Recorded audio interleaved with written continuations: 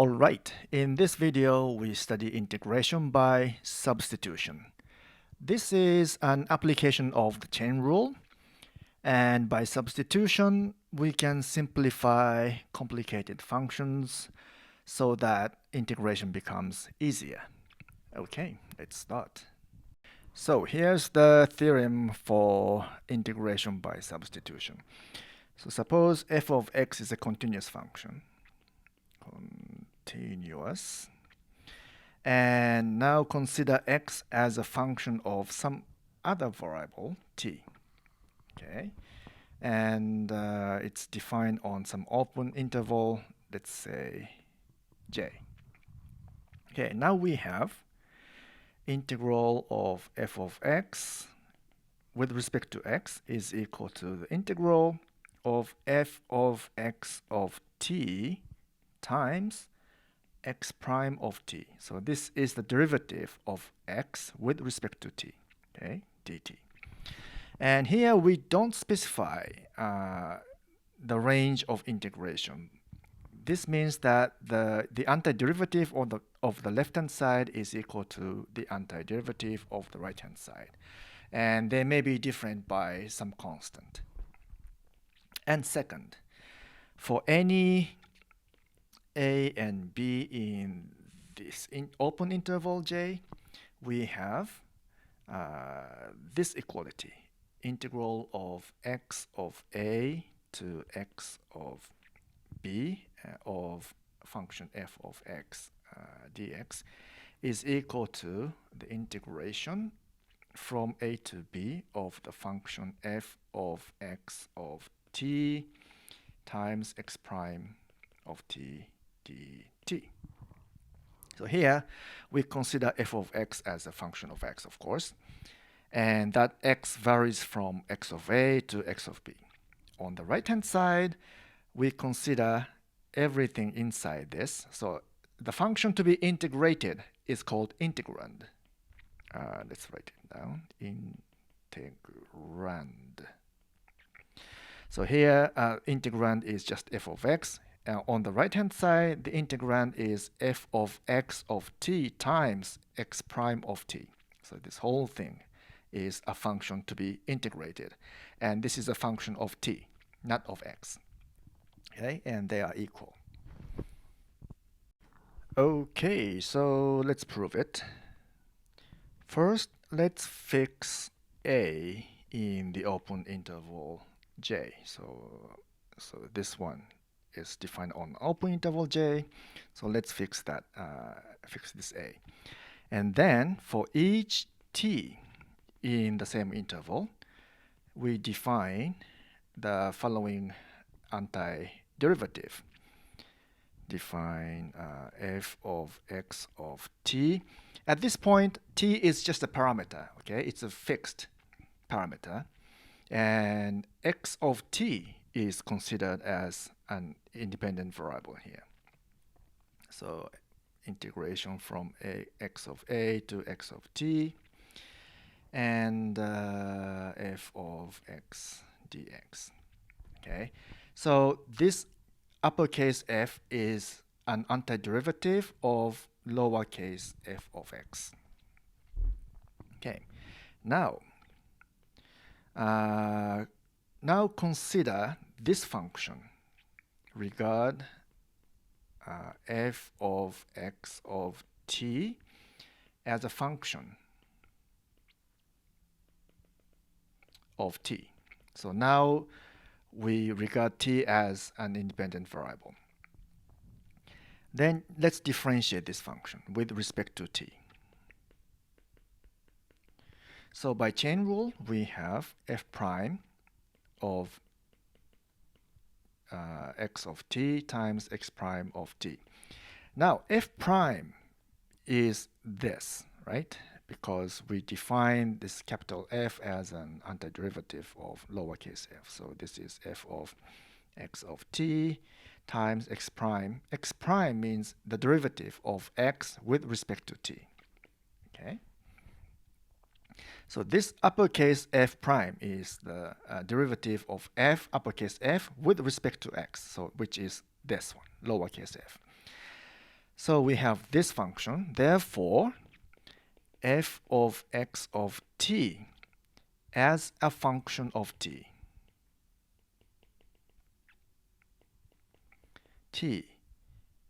is an antiderivative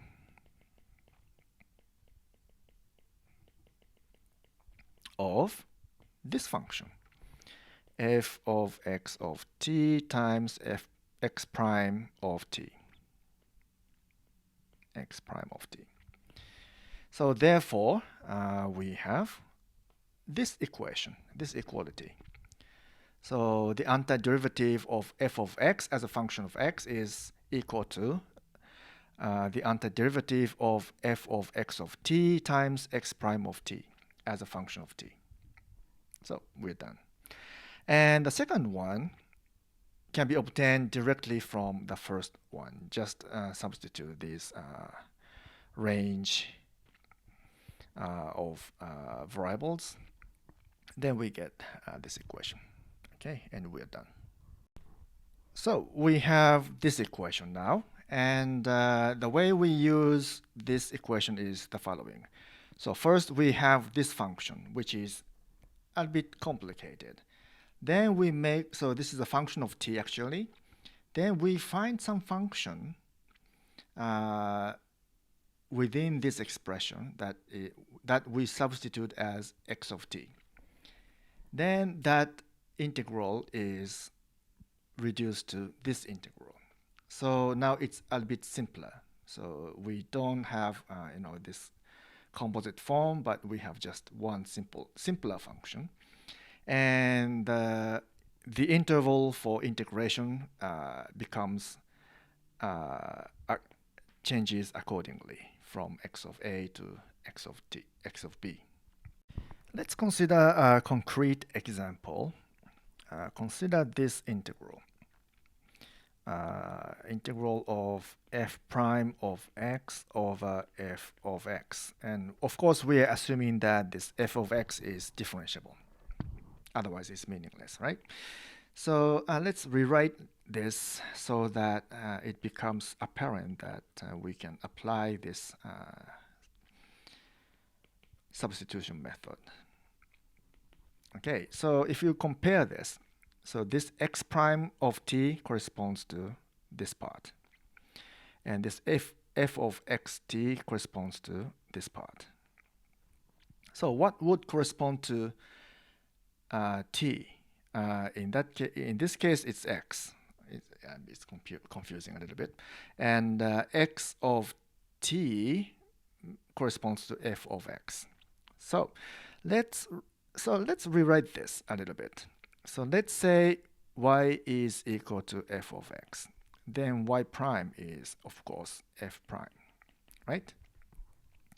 So instead of x, we have y now. And so this should be equal to 1 over y. So it's 1 over f of x and dy.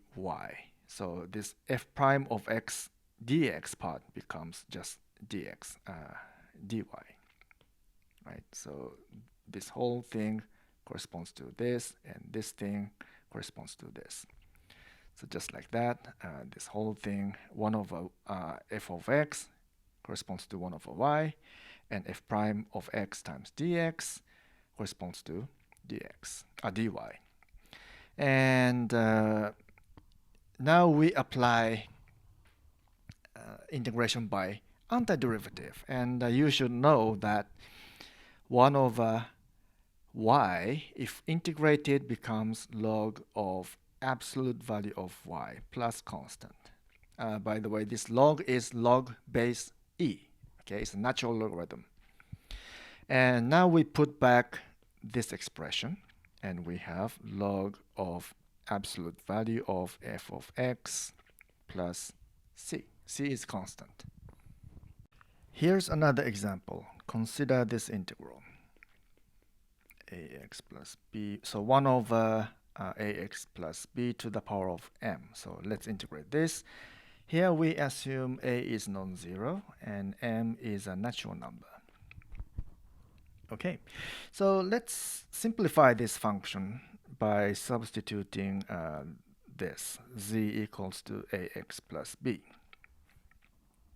Now, if we differentiate this with respect to x, we have a, right?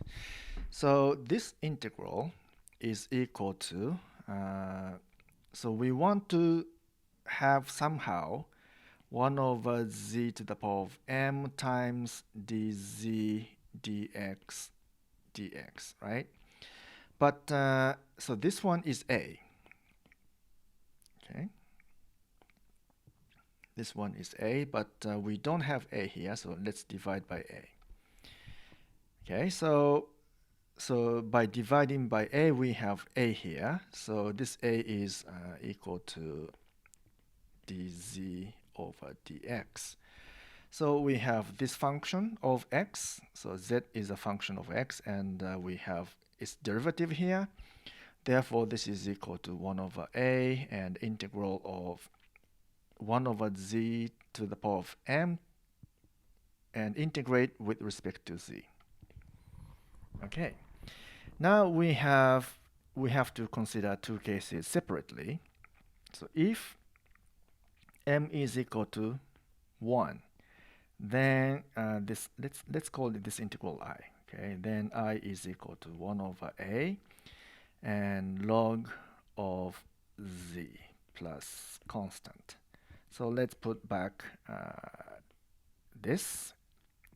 We have 1 over a log of ax plus b plus constant.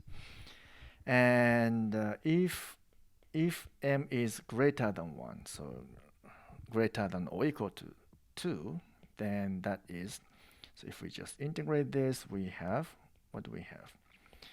And z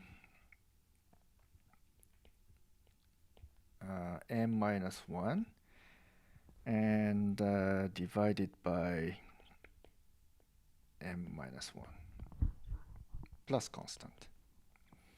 Now let's tidy up a little bit. We have 1 over a m minus 1 z to the power of m minus 1 plus constant.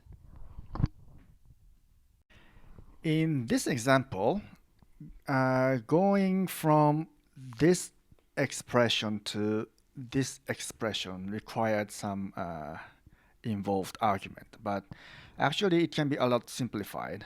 Just look at this one and consider this as if it's a fraction. Then we have dz equals to a times dx, dx I mean, dx. So dx is 1 over a times dz. So just substitute z equals to ax plus b and dx with 1 over a times dz. Then we can go directly from here to here. That's a lot simpler as far as the procedure is concerned. And it works. So let's do that in the following example also. Okay, next example is this, minus x dx. So here, this part, square root of 1 minus x, seems a bit involved, so let's simplify this by substitution. Let's put t equals to square root of 1 minus x, so we have t squared equals to 1 over x, so x is equal to 1 minus t squared. So if we differentiate both sides by x, we have dx equals to negative 2t times dt. So let's substitute all this into this integral. So x becomes 1 minus t squared, and this part becomes t, and negative 2t dt. So let's put t outside, and we have t to the power of 4 t squared dt. So integrate this, we have 1 over 5 t to the power of 5, 1 over 3t to the power of 3 plus constant. Let's factorize. Let's see, 2 over 15 and t cubed and 3t squared minus 5 plus constant. So let's substitute back this to have 1 minus x to the power of 3 over 2 and 3, so t squared here, so 1 minus x minus 5 plus constant. So we have 2 over 15, 1 minus x, 3 over 2, and let's see. So we have 3 minus 5, that's negative, and minus, so let's put negative sign outside here, and we have 3x plus 2. So this is it. Okay, that's all for this video. See you later.